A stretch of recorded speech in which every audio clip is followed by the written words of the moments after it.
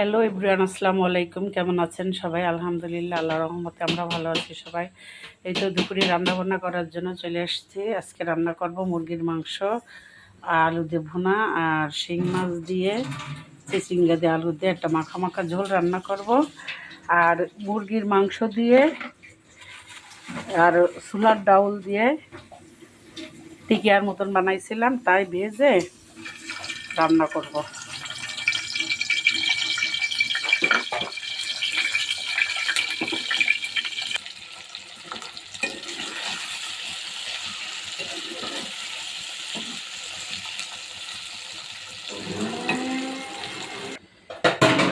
মাংস ঝোলের পানি দিয়ে দিলাম কষাইয়ে।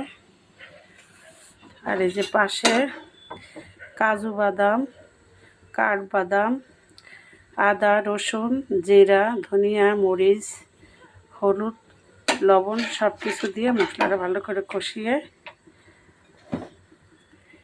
এই যে এটা রান্না করব।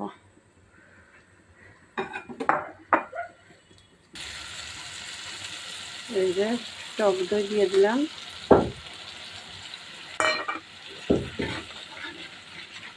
ভালো করে কষিয়ে একটু খাঁটি ঘি দিয়ে দেবো।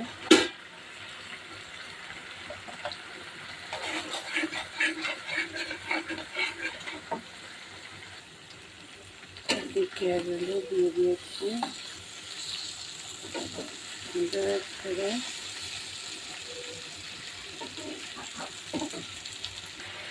এই তো বন্ধুরা, একটু দুধ দিয়ে দিলাম। এই পাশে মুরগি হয়ে গেছে, সেটা এখন নামিয়ে নেবে।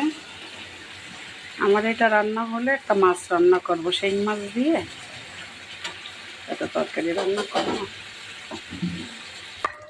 হালকা একটু চিনি দিয়ে দিলাম।